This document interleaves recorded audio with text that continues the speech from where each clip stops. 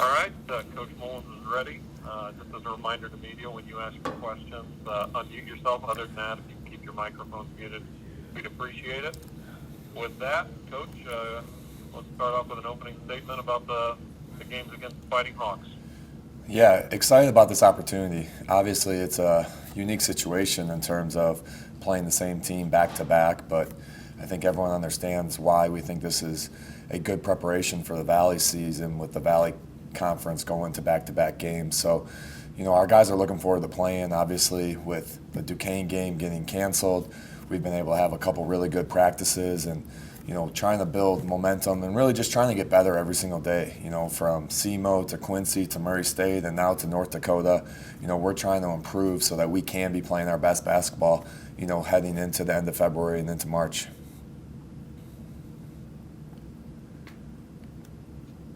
All right, thanks, Coach. Let's start questions with Kendra Sheehan. Kendra? Hey, so what is something that you hope to solidify with your team or really work on these next two games so that you are ready come Missouri Valley Conference first game, Evansville? Yeah, well, I think the first game, we're not going to treat it too much different than any other game that we would play, right? The preparation's pretty much the same. It's the first game we're playing a new opponent. I think it's that second game, that 24-hour window in between the two games, that for us, it'll be great for our guys to get a feel for the coaching staff to get a feel for, to see kind of what works through these next 48 hours and if we have to make adjustments going into Evansville. But I just think, once you've done something before, the next time you do it, it becomes a little bit easier or maybe a little bit more normal, more comfortable. So I think that presents, all the options for us, in this first opportunity against North Dakota. And then I know you've talked about having multiple players step up, multiple players being able to score on offense. Is there one player in particular that has pleasantly surprised you in their performance so far this season? That's a good question. Not really. I'm not surprised, by Trent playing well or, Kyler playing great at the end against Murray State or Anthony having a good start, Ben, Marcus, Lance, all those guys, Dalton. I think, what I like about this team is different guys have stepped up in different moments, and I still think all these guys have another level to get to. I don't think any of them's playing at their best or playing out of their minds or doing something that we didn't think they were capable of doing. Awesome. Thank you. Thanks. And let's move on to Todd Hepperman, Southern Illinois. Yeah, Brian, I guess watching North Dakota, Bracha is a little bit different player than maybe you played. What's the biggest challenge of staying in front of him tomorrow? Yeah, he's a very, very good player. Complete offensive player. He can pick and pop and shoot threes. He can face up in the mid-post and make 15-foot jumpers. He can drive closeouts, and he can post with his back to the basket and make jump hooks. So he presents a lot of challenges for our guys, and it's not just going to be, Kyler, Anthony, Siku, those guys' responsibility for shutting them down. We've got to be connected on defense. We've got to make sure we try to execute our game plan against them. But, when he's so versatile, I think you try to make it hard for him, and then you try to do a good job on the rest of the guys as well. From what you've seen of Deshaun, Allen Eikens, what kind of difference does he make for them when he plays for them?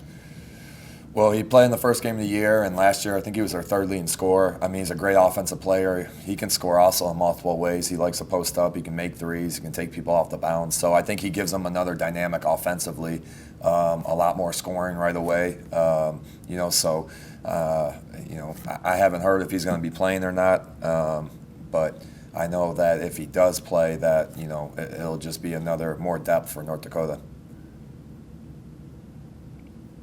Kyler Filwich, where do you challenge him to improve defensively? He's just got to keep getting better every single day. Kyler's a freshman still. He's only played in 3 college games. He's got to continue, with the ball screen coverage, with one-on-one in the post, spring back in transition defense. Obviously with Bracha this game, it's going to be a huge challenge, when he's guarding them. for multiple reasons. So, Kyler's he's got a great mindset. He's got a great work ethic. I think he's going to continue to improve. Thank you. Matt Barney?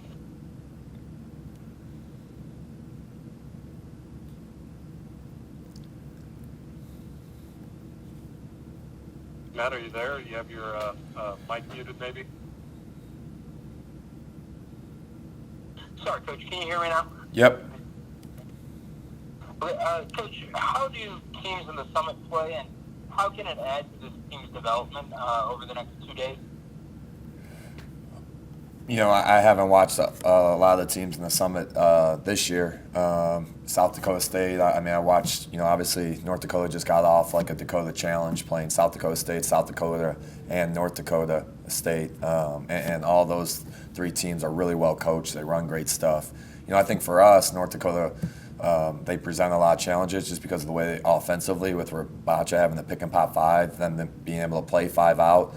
Also, with Nero, with Tyree, number 4, the freshman point guard, being able to attack the basket and play one-on-one and use their speed to push the ball in transition. And then defensively, they do a great job on hard showing on ball screen coverage. They're really connected. So I think it's they play similar to a Valley team if I had to, say anything, in terms of comparing them. But it'll definitely be a challenge for us. Do you feel like the team is ahead of schedule? It's only been a few games, but you've played really well every single game, and with mostly being freshmen and sophomores on the floor. I think we're, improving. I don't know if we ever put a schedule out in terms of we wanted to be 3-0, 4-0, 5-0, anything like that. We want our young guys to continue to get better every single game, and we want to put ourselves in position to win every single game we play in. Like I've said before, I'm happy with these guys' practice habits and how they approach practice every single day. And just that maturity aspect for a young team, I think sometimes is difficult. And they haven't been bored with the process. They've been really embracing it. And even with Duquesne getting canceled, came back and had great practices through the week. I know rebounding has been a point of emphasis for the team, not just this year, but also last year. Aside from that, though, how have you liked your team's presence in the post? Well, I think it's by committee. Anthony, Kyler, Siku, Marcus sometimes gets down there, Jacoby. All those guys have done a great job. We got to continue to block out all 5 guys. I've always said that's not, the 5s or the 4s or any of those responsibility to rebound the ball. The guards got to come rebound down. Everyone's got to have physical blockouts. And then we just got to continue to, I think, get the ball inside. I think when we throw it inside, good things happen. So offensively, I think we can improve on that. Excuse me, on that aspect as well. And the last one for me, Coach. You shot 3 really well this year in just the 3 games you played. When your team is rolling on all cylinders, when it's realized its full potential, how big of a part is the 3 in your system? We're not a team that's going to live by the 3, die by the 3 kind of thing, but I think it spreads the floor for us. We have a bunch of guys who can make shots, and I think that allows us to be able to attack the basket and get paint touches. And so in that aspect, it's very important because it keeps defenses honest. They can't sag off us, and it really helps our spacing offensively. Thank you, Coach. Thanks. Jason Hurst. Hey, Coach. You mentioned having some good practices this week. What stood out? What do you like?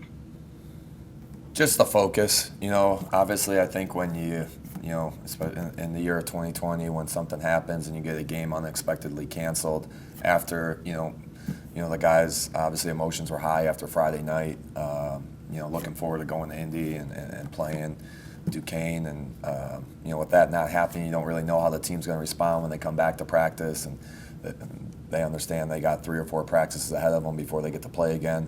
So just the focus and these guys still coming in, getting shots up on their own, still putting the work in every single day. You mentioned it being sort of an emotional roller coaster. You set up the game against Duquesne, and a few days later, then it's not happening. You mentioned early on in your intro that you want to keep the momentum going. So with that emotional roller coaster, how do you keep those guys, high the whole time and knowing, wow, we're ready for this game. Now it doesn't happen because a lot of it's not within your control. How do you keep that mo on your side and keep the emotions high? Yeah, I think every program's gone through different obstacles throughout this year, and for our guys, like I told them after Duquesne got canceled. I mean, let's be grateful that we're able to have a team practice today. That we're not on a 7-day pause or a 14-day pause. That you guys get to play against each other. That we get to get better as a team, and I think our guys understand that. I think they see that on Twitter. They see all different programs every day, games getting canceled. So I think student athletes in general are pretty aware of the surroundings going on in college athletics right now. And for us, in terms of just getting better every day in practice, and right now is a great opportunity. We get to play back-to-back games and be able to improve through playing games against a different opponent now. You mentioned the back-to-back games. How much more are you going to be paying attention to body language from game one to see maybe how you use the lineups going into game two?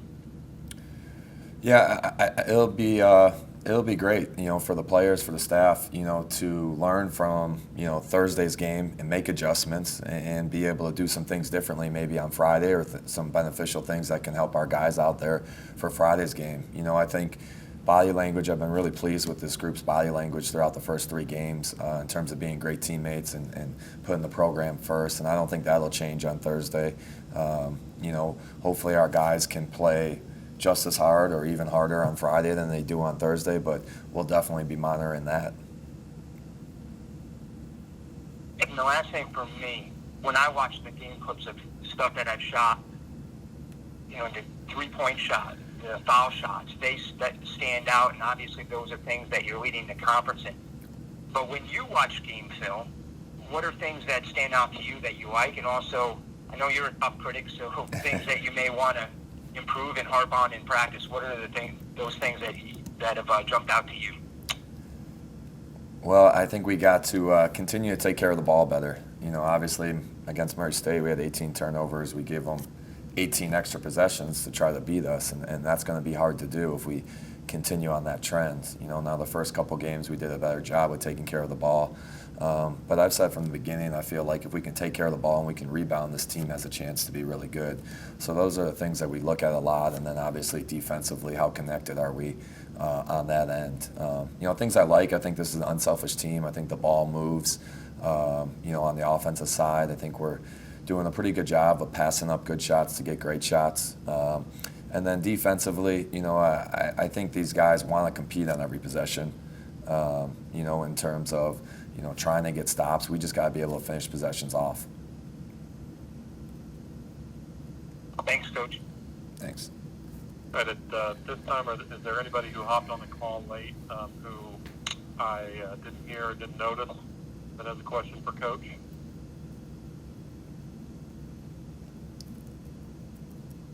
Not hearing any, so is there anybody who has any follow-up questions for Coach? Bryan, playing at 1 o'clock, is that a challenge for your group, do you think?